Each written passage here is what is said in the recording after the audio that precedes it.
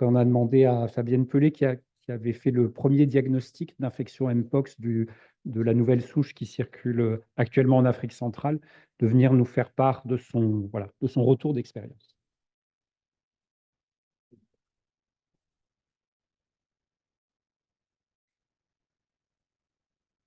Bonjour, Fabienne Pelé, je suis médecin généraliste, je suis installée à l'Ermitage et je fais des gardes à la maison médicale de garde du Carle au CHU de Rennes.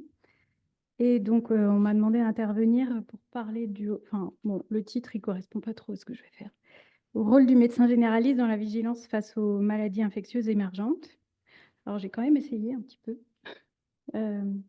J'ai repris la définition de la médecine générale, la définition européenne selon la ONCA, qui dit qu'on a quand même plusieurs compétences et rôles, et en particulier dans ceux-là, on est quand même le premier contact pour les patients, donc on est à même de détecter, d'être face à une situation de maladie infectieuse émergente, et on a aussi une responsabilité en termes de santé publique, donc de la même manière, ce qui fait qu'il faut qu'on intervienne dans ces pathologies-là. Les maladies infectieuses émergentes, par définition, elles sont rares, et on a, nous, en tout cas en soins primaires, des connaissances plutôt faibles. Donc, ce n'est pas évident de les repérer. Et donc, pour essayer d'illustrer un petit peu ça, je vais vous raconter ce qui s'est passé. Donc, j'étais de garde le 25 décembre. C'était une garde plutôt calme, c'est quand même un élément important. J'ai vu que 18 patients sur un créneau de 8h, 20h. C'était la première garde régulée, c'était pas mal. Ça change des gardes où on voit plutôt 30 personnes. J'ai vu la patiente vers 16h, donc c'est pareil, c'est un élément important, c'est que j'étais pas à 20h avec envie de partir. Voilà, et donc il s'agissait d'une dame de 31 ans, pas d'antécédents, juste une allergie au pollen qui venait pour une éruption douloureuse de faible importance de tout le corps, et elle se plaignait également d'une douleur inguinale droite. De ce que j'ai noté dans mon observe, les symptômes étaient apparus depuis le 22 décembre, enfin l'éruption, et elle n'avait pas de fièvre. De ce qu'elle m'a dit, elle avait consulté, je crois que c'était son médecin traitant ou un médecin, qui l'avait mise sous augmentin le 22 décembre et en arrêt de travail. L'éruption, donc elle me montre ça sur sa main et sur son ventre. Donc je trouve ça bizarre, je dis déshabillez-vous, enfin voilà. Donc je l'examine en entier. Donc si on décrit l'éruption, c'est une éruption pustuleuse, elle avait que des pustules sur le corps. Enfin moi je n'ai vu que des pustules, certaines ombiliquées, vraiment pas prurigineuses. Elle expliquait que chaque éruption de bouton était douloureuse. Et elle avait une atteinte vaginale avec les mêmes types d'éruptions au niveau vaginal. Parce que je l'ai examinée aussi au niveau gynécologique, en me disant, je sais pas, c'est peut-être une éruption différente. Essayer de comprendre un petit peu ce qui se passe. Elle avait déjà fait la varicelle, elle en était certaine, je l'ai interrogée plusieurs fois. Et bon, je me suis posé la question, est-ce que c'est un Coxsackie? Mais je trouvais que ça ne ressemblait pas à ce que j'avais pu voir. Et syphilis, pareil, je trouvais que ça ne ressemblait pas vraiment de ce que je connaissais. Pas de pratique sexuelle à risque. Donc, je lui dis de se rhabiller.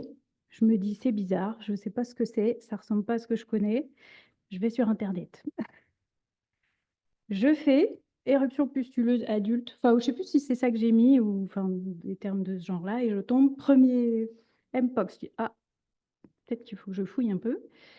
Et donc, j'ai fouillé et je suis tombée sur l'aide au diagnostic rédigée par le COREB. Donc, c'est une cellule qui crée des outils d'aide pour la lutte contre le risque épidémique. Voilà, donc j'ai bien lu leur document qui était plutôt bien fait, qui permettait de faire, qui décrivait tous les diagnostics différentiels du Mpox. Voilà, et donc on retrouve, j'ai pas de truc. Oh, je sais pas m'en servir, mais je tremble, alors ça va pas le faire. En tout cas, il y avait des polyadénopathies. Ah oui, c'est ce que j'ai oublié de vous dire. Elle avait aussi une adénopathie inguinale droite. Ouais. C'est pour ça qu'elle avait mal. de quelques centimètres. Voilà, donc là, je lis et donc on voit qu'il peut y avoir des adénopathies, ce qu'il n'y a pas dans la varicelle, dans le Coxsackie, la syphilis, que tout le corps est atteint, ainsi que les muqueuses, et puis que c'est plutôt des pustules, et ce qu'on ne retrouve pas quand même dans les autres, et ce qui n'était pas non plus, moi, dans mes connaissances, la varicelle. Enfin, si, quand il y a un petit bouton infecté, mais pas tous, quoi. Voilà. Donc, je la réinterroge. Donc ça, j'avais déjà demandé pratique sexuelle à risque. Donc, je lui demande si elle avait eu des contacts avec des personnes qui avaient eu le même type d'éruption. Elle me dit que non. Et je la fais rentrer à la maison, sans conseil de protection. Et heureusement, elle était en arrêt de travail. Je ne sais pas si j'aurais pensé à la mettre en arrêt de travail pour protéger les autres. Bon, voilà. Je rentre chez moi et je me dis, c'est bizarre, ce truc. Et j'avais un vague souvenir qu'on avait reçu des DGS urgents il y a longtemps. Donc, j'ai refouillé un peu. Et on en avait eu un en août qui nous parlait du Mpox en République démocratique du Congo. Je l'ai rappelé le lendemain matin. Et donc, elle était originaire de ce pays, mais n'y était pas allée depuis longtemps. Mais par contre, elle avait été en contact avec 2 personnes qui étaient revenues de RDC 2-3 semaines avant. Voilà.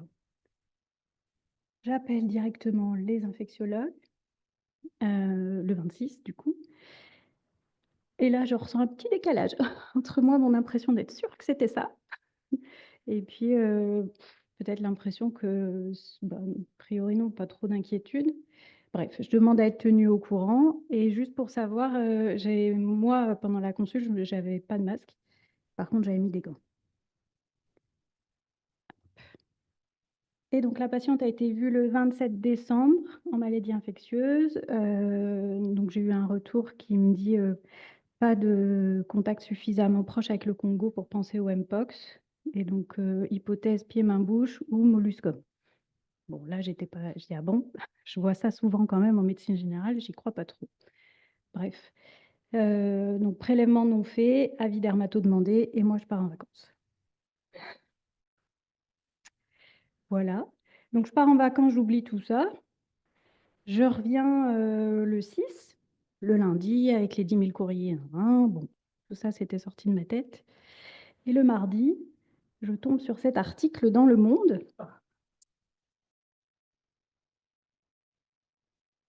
Le nouveau variant identifié à travers un premier cas en France par le CHU de Rennes. Avec c'était la patiente que j'avais vue, c'est sûr, puisque confirmé hier, ils disent une patiente qui a voyagé qui a été en contact avec 2 personnes de retour d'Afrique centrale, une dame, ça faisait quand même beaucoup d'éléments.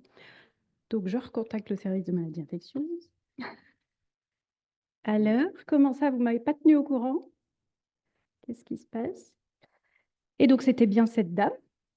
Donc moi, du coup, je me suis retrouvée cas contact. Donc il a fallu que j'aille me faire vacciner dans la journée. Voilà. Et en fait, on me dit, ah ben, on vous a pas prévenu parce qu'on pensait que l'ARS devait vous informer dans le cadre de l'enquête autour du cas. Et donc, j'ai eu un coup de fil de l'ARS le 9 janvier, donc 2 jours après avoir été vaccinée. Voilà, un petit peu l'histoire. Alors, du coup, alors moi, il y a plein de choses que j'ai pas au milieu. Je sais qu'il s'est passé plein de choses aussi à l'hôpital. Enfin, Cédric, si tu veux en ajouter. Moi, ce que je retiens de ça, c'est que le diagnostic, enfin moi, ce qui m'a permis de faire le diagnostic, c'est, je pense quand même, l'expérience clinique. C'est pas la varicelle, c'est pas le Coxsackie, c'est des choses que j'avais jamais vues. Peut-être un peu de naïveté parce que sur les contacts, moi, je sais pas où ça circule le Mpox, donc je me suis pas dit non mais c'est pas possible. Et puis j'avais du temps. C'était pas une garde surchargée et je pense que ça a joué. Google m'a bien aidée. Et j'ai refait les recherches en faisant le topo. On ne tombe pas sur Mpox. Donc peut-être qu'il y a moins de recherches actuellement sur le sujet. Ça se trouve, je vois la dame demain. J'y pense pas. L'aide au diagnostic m'a beaucoup aidée, du COREB. Et les DGS urgents, alors je ne sais pas ce que vous en pensez, mais moi je trouve que ce n'est pas terrible, cet outil. C'est un fourre-tout.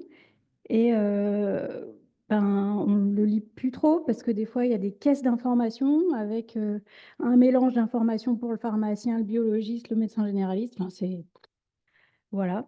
Donc, pour penser justement aux Zika, à la dengue et tout, je trouve que c'est pas évident parce qu'on a reçu un DGS il n'y a pas très longtemps et moi, je me dis, ah, je suis de garde bientôt, il faut que je fasse gaffe quand même parce que quand on est de garde, on a quand même plus de risques d'être confronté à ce type de situation. Voilà, mais je ne vais pas relire tous les DGS avant de partir en garde.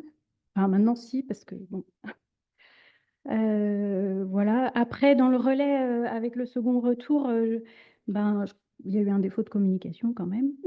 Et puis, peut-être en tout cas, moi, c'est ce que je ressens, peut-être un défaut de prise en compte des compétences du médecin généraliste. Je pense que sur certaines choses, on ne sait pas faire, mais il y a des choses qu'on voit très souvent. Et je pense qu'on peut avoir confiance dans le médecin généraliste sur certaines choses. Pas sur plein de choses d'ailleurs, mais, enfin voilà. Et puis l'enquête autour du cas, alors moi, je reste très pas contente. Je pense que sur la protection des professionnels libéraux, c'est pas au point parce que quand l'ARS m'a appelé, ils m'ont quand même dit on vous a pas trouvé. On a appelé le SAMU pour avoir la liste des médecins de garde. Je dis mais je comprends pas parce qu'en fait c'est l'ARS qui gère voilà. Et donc ils n'ont pas dû chercher beaucoup. Voilà, donc je pense que c'est quand même inquiétant sur la protection des professionnels libéraux. Et puis j'ai fini par un petit masque là parce que du coup maintenant moi je mets un masque à chaque fois que je suis de garde. Parce que la garde d'après, j'ai accueilli la jeune femme qui avait le méningocoque B, là. Voilà, donc j'ai peur d'avoir une rougeole ou je ne sais quoi la prochaine fois. Voilà.